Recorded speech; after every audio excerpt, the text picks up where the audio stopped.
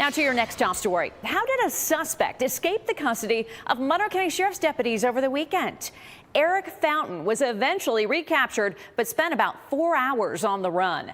News 10 NBC investigative reporter Jennifer Lewke sat down for an exclusive interview today with Monroe County Sheriff Todd Baxter about how this happened. Now, Jen, you are actually live from where Fountain was found, right? Yeah, that's right, Nikki. I'm on the Riverway Trail in downtown Rochester. And just to give you some perspective here, if you look off this way, you can see the Public Safety Building, the Hall of Justice right there. Eric Fountain, I'm told, came down those stairs across Exchange Boulevard after escaping from police and about where I am now. Then investigators say he hopped over this black fence and went down into this area and into the storm drain. You can see where that yellow caution tape is. He was there for 4 hours while they were searching for him, and when they found him, he was wet, he was cold, and he was still wearing the handcuffs he had on.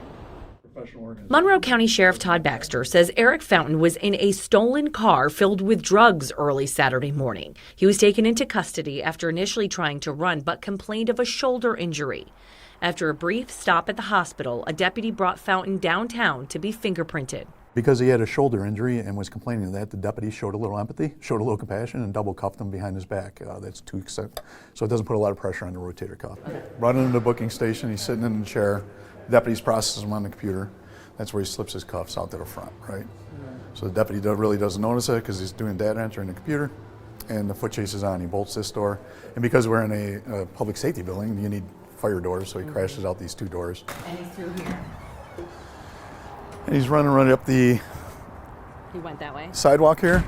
Gets to just before the monuments, and the deputy grabs him from behind, tackles him. And that's where they roll over, and the deputy's rendered unconscious. And at the same time, there's a couple deputies up in the public safety building working.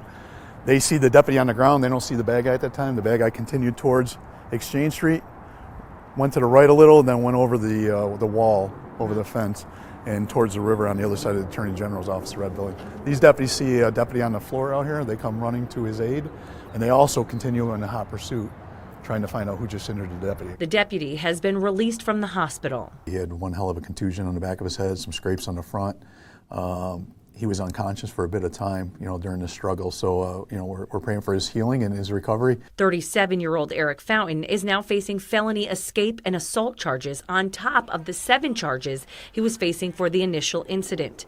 At the time of his arrest, he was also wanted on a federal warrant for violating the terms of his parole after being convicted of robbing a bank in 2016. For the manpower and the overtime and the drones in the air and everything it took to get this guy in custody, will he be the one who pays for that? The courts have not turned away from that in the past. I've seen that done.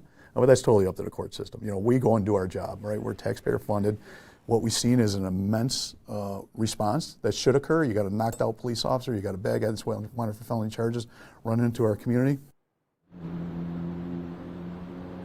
Now, of course, I also spoke at length with the sheriff about how his agency handled the entire situation from start to finish, whether there's anything he would change, what else is happening with the investigation into the policies and procedures surrounding how this was handled.